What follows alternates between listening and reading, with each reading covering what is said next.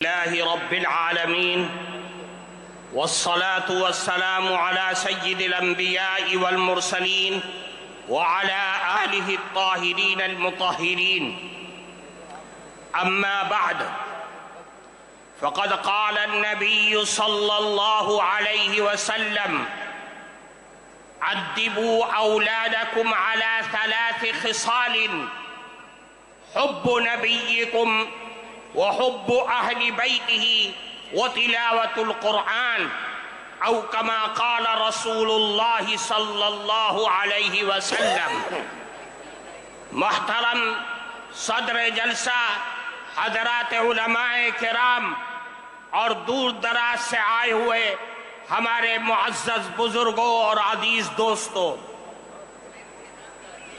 جمعیت علماء ہند کے تمام اغراض و مقاصد کو اگر کسی سانچے میں ڈھالا جا سکتا ہے تو 3 چیزیں نکل کر کے سامنے آتی ہیں جس پر جمعیت علماء کی یہ بلند و بالا عمارت قائم ہے: نظام تعلیم اور نظام تبلیغ اور اصلاح معاشرہ. اصلاح معاشرہ جمعیت علماء کے بنیادی کاموں میں سے ایک کام ہے. آج پورے ملک سے لوگ آئے ہوئے یہاں پر بیٹھے ہوئے ہیں. حضرت صدر محترم کے حکم سے جمعیت علماء ہند کی طرف سے اصلاح معاشرہ کا نظام چلایا جاتا ہے. آج اس مستند اسٹیج سے آپ سب حضرات کو اصلاح معاشرہ کے سلسلے میں وہ بنیادی نقوش دیا جا رہا ہے کہ جس پر چل کر کے اصلاح معاشرہ اور ملک کے اندر پھیلنے والے ارتداد کی ساری لہریں ختم اور خاک میں مل سکتی ہیں. وہ بنیادی چیز یہ ہے کہ اصلاح معاشرہ سماج اور سوسائٹی کے اندر بھلائی اور بہترین نسل انسانیت پیدا ہونے کا واحد راستہ یہ ہے کہ ہم سب مل کر کے اپنی اولاد کی صحیح اور شرعی اعتبار سے تعلیم اور تربیت کریں. اگر ہم اپنی اولاد کی تربیت صحیح انداز میں کریں گے تو یاد رکھیے سماج میں پھیلنے والی تمام خرابیاں وہ سب کے سب ختم ہو جائیں گی. اللہ کے نبی جناب رسول اللہ صلی اللہ علیہ وسلم نے ارشاد فرمایا: ادبوا اولادکم علی 3 خصال. اے لوگوں، اپنی اولاد کی تربیت کرو اور 3 عادتوں کی طرف متوجہ کرو اور 3 عادتیں ان کے اندر پیدا کرو. سب سے پہلی چیز یہ ہے کہ اللہ کے نبی نے فرمایا اپنی اولاد کے دلوں میں، ان کے ذہنوں میں، ان کے رگ و ریشے کے اندر بچپن ہی سے رسول اللہ کی محبت پیدا کر دو، اللہ کے نبی کی محبت پیدا کرو اور اپنی اولاد کو بتلا دو کہ سب کچھ لٹ سکتا ہے، سب کچھ کا ساری چیزوں کا سودا کیا جا سکتا ہے، لیکن رسول اللہ کی محبت کا سودا ہرگز نہیں کیا جا سکتا ہے.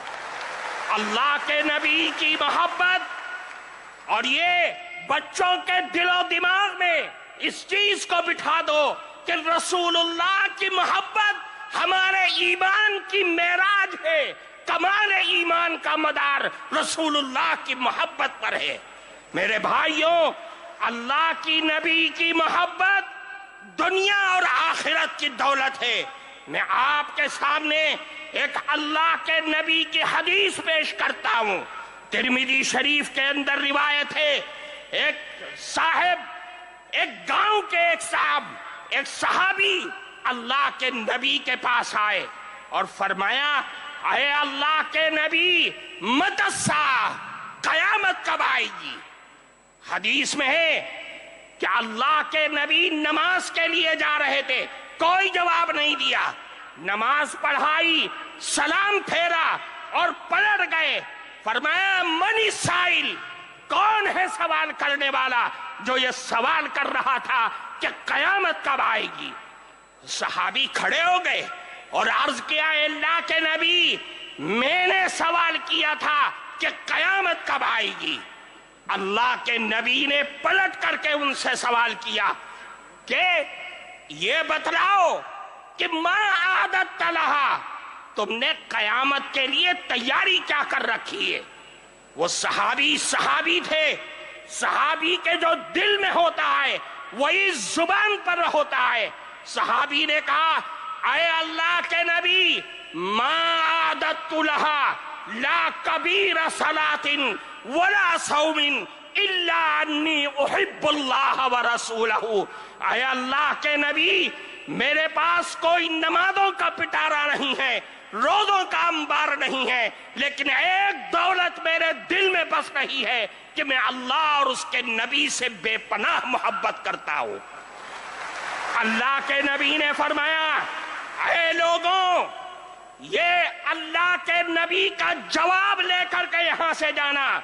اللہ کے نبی نے فرمایا کہ اے سوال کرنے والے سنو، قیامت تک آنے والی نسل انسانیت سنو۔ فرمایا، المرء مع من احب وانت مع من احببت۔ یاد رکھو، آج دنیا میں جو آدمی جس سے محبت اور دل کا لگاؤ پیدا کرے گا، قیامت کے دن بھی وہ اسی کے ساتھ اٹھے گا، اور تم نے جس سے محبت کا دعویٰ کیا ہے، قیامت کے دن بھی تم اسی کے ساتھ ہوگے۔ اس حدیث کے راوی حضرت انس رضی اللہ تعالی عنہ فرماتے، صحابہ کرام اس جملے کو سن کر اتنا خوش ہوئے کہ میں نے اسلام کی زندگی میں کبھی بھی صحابہ کرام کو اتنا خوش ہوتے ہوئے نہیں دیکھا تھا۔ میرے بھائیوں، رسول اللہ کی محبت ہمارے لیے بنیاد ہے۔ ہم سب کچھ لٹا سکتے ہیں، لیکن رسول اللہ کی محبت کا جنازہ، اس کا ایک حرف بھی اپنے دل سے نکال نہیں سکتے، اپنی زندگی سے نکال نہیں سکتے۔ فرمایا، دوسری چیز، اہل بیت کی محبت۔ بچوں کے دل میں رسول اللہ کے گھر والوں کی محبت ان کے دل کے اندر ڈال دو۔ یہ پیدائش کے بعد سے جب بچہ ہوش سنبھالے کہ جس کے بارے میں اللہ کے نبی نے فرمایا، افتحوا، سب سے پہلا کلمہ فرمایا کہ لا الہ الا اللہ ان کی زبان سے کلواؤ، اور موت کے وقت لا الہ الا اللہ کی تلقین کرو۔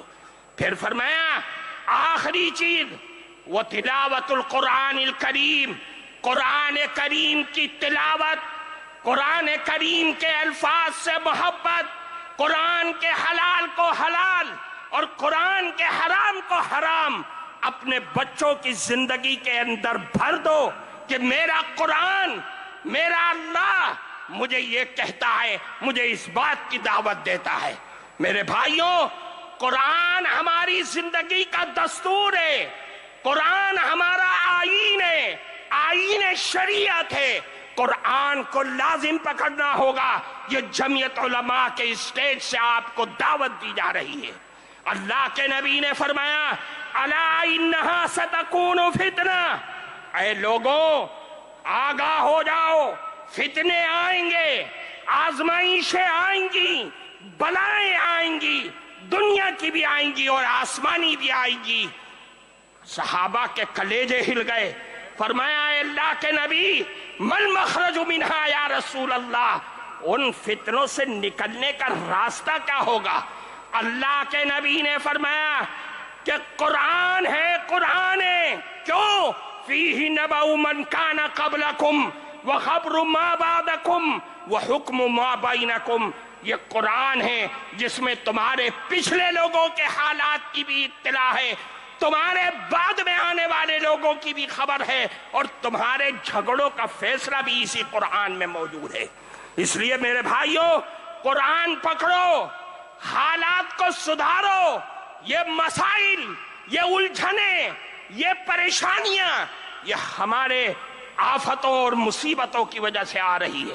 میں آپ کو ایک بات کی طرف توجہ کر کے میں بات کو ختم کرتا ہوں۔ آج تک ہم روتے تھے، ہمارے بڑے پریشان تھے کہ دنیا نشہ کر رہی ہے، دنیا سٹے اور جوئے کھیل رہی ہے۔ آج جو سب سے زیادہ حالات ہیں وہ سود کی بیماری ہمارے اندر جنم لیتی جا رہی ہے۔ اور سود بھی کیسا؟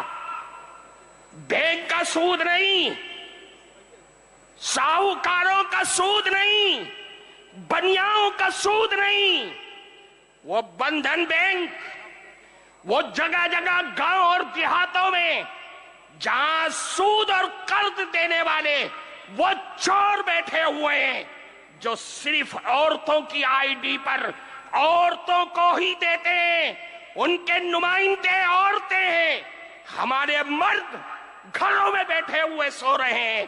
میرا کون سا کلیجہ ہے، کون سا ہمارا دل ہے جو اس بات پر راضی ہوتا ہے کہ میری جوان بیٹی، میری جوان ماں، میری جوان لڑکی ان غیروں کے آفسوں میں جا کر کے قرض لے کر کے آتی ہے اور میں سارے ہفتے اس قرض کی قسط چکانے میں لگ جاتا ہوں۔ میری عورتیں بیگانہ ہو گئی، بیوی میری ہے لیکن اس کے آفسوں میں وقت گزار رہی ہے۔ ہماری سوچ اور فکر پر لعنت ہے ایسی۔